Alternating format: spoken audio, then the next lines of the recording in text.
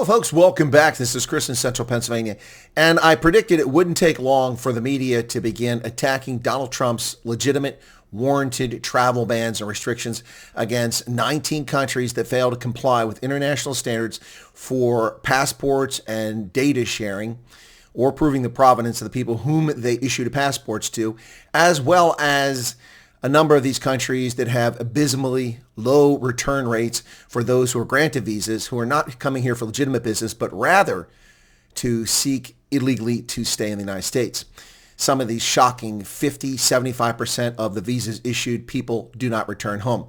But it wouldn't take long. So we've already seen the press in America start calling Trump names. They haven't used racist yet, but they will. But hey, let's count on the economic freedom fighters, the bum-hurt South Africans who have nothing to offer the world, crying about this. And let me just go through and read their statement. Then I'm going to demolish it with the facts. So this Thursday, June 5th, 2025, the economic freedom fighters condemns the recent introduction of a racist and xenophobic travel ban by United States President Donald Trump, which targets 19 countries, the majority of them African. They're not very good at math. This executive order, it's actually a proclamation, dripping with the same racist paranoia that has fueled violent immigration policies in the U.S. for decades, represents an attack on the global South. Trump's justification for this ban, alleging that foreign nationals from the affected countries are inherently dangerous, is nothing more than recycled white supremacist propaganda. This is the same logic that has led to the vilification of black South Africans under the false accusation of white genocide. The same logic that sees Africans as threats simply by virtue of their existence. The ban, which prohibits all travel to the U.S. from countries including Afghanistan, Iran, Chad, Somalia, Eritrea, and Sudan, is an expression of Western hypocrisy. Many of these nations have suffered immensely from U.S.-led wars, sanctions, and covert interventions. From the destruction of Libya to the destabilization of Yemen, these countries are not exporting terror. They're victims of American and Western imperialism. What the U.S. calls terrorism is often a desperate response to decades of military occupation, economic strangulation, and violent regime change.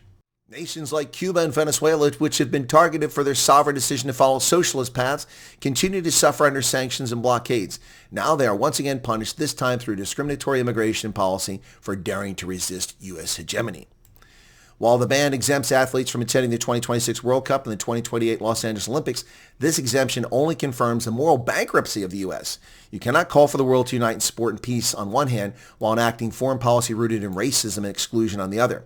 We therefore call on FIFA, the International Olympic Committee, and all global sporting federations to reject the U.S. as a host country. It's not safe for foreigners, especially from the global South, and its immigration enforcement is a form of state-sanctioned terrorism. International sport must not legitimize or reward regimes that criminalize migration and institutionalize white supremacy. The EFF stands in solidarity with all the nations targeted by this travel ban, with all oppressed peoples resisting imperialism. What a total load of poppycock. Let's just address some of this nonsense that these clowns from the EFF come up with here. It's absolutely outrageous, folks. Absolutely outrageous. So let's just talk about some of this. Racist and xenophobic. How are these policies racist? Do the countries affected comply with international standards? No, they do not. Xenophobic? What, like Action SA and Herman Mashaba and countless South Africans who insult foreigners, or those South Africans who attack and murder Namibians, Zimbabweans, and other Africans? No.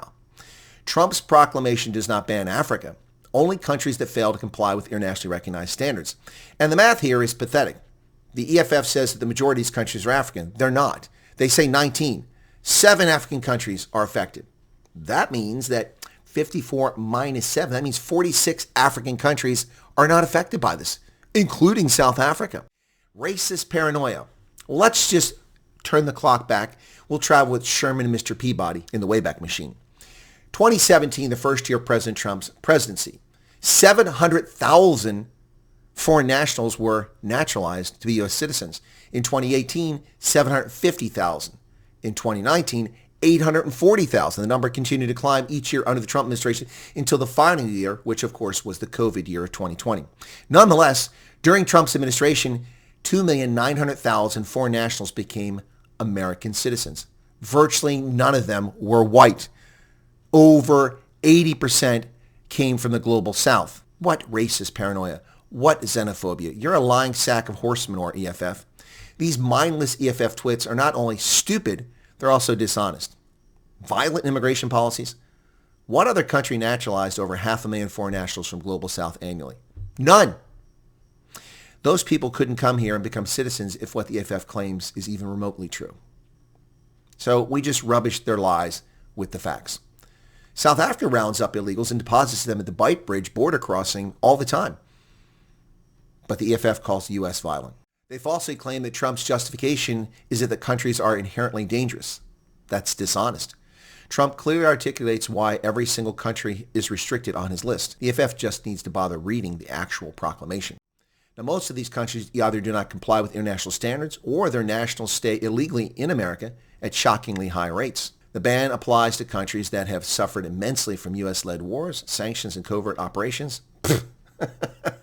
What a bunch of nonsense.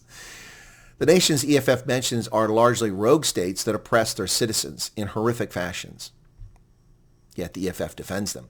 From Libya to Yemen, they are not terror sponsors, but victims of American imperialism. Ever heard of Muammar Gaddafi?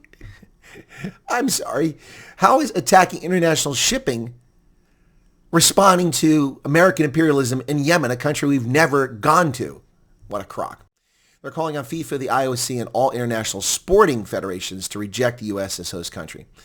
Well, it's time that the world stop paying any attention to the economic freedom fighters. They clearly have no policy. They refuse to take governance when it's handed to them in the free state, handed in the municipality, the mayoralship, and they refuse because they know that they cannot lead because they're simply whiny crybabies on the sideline. They offer no policies of any substance. They know that their nationalization would never work and it's never going to be implemented. And now they spend all their time running around with their racist bile, spewing racial hatred against people who are taking steps that are necessary to protect the safety of their own sovereign nation. Now, a lot of South Africans, including Julius Malema, are fond of claiming that South Africa is a sovereign state and the U.S. should stop interfering in South African affairs. Number one, we don't interfere in South African affairs. South Africa interferes in our affairs, trying to upset the refugee program. That's our domestic program, not yours. And they want to talk about their sovereignty. Well, we are a sovereign nation. We are not forced to take people who are criminals, who violate visas and overstay in our country. We are not forced to take nationals from Comoros, who are actually Iranian terror sponsors who give fake identities and get passports by buying citizenship in Comoros and allowing them to come to America. We're not forced to do that. We are a sovereign nation. And Julius Malema and the EFF need to shut their cake holes because we don't care what you have to say. The racists are wearing red berets. The bigots are wearing red berets. The xenophobes, well, I will say that the EFF is largely not xenophobic, but certainly their racist behavior is on display for the world to see. What say you, South Africa? What say you, Mzansi? To the EFF, Footsec.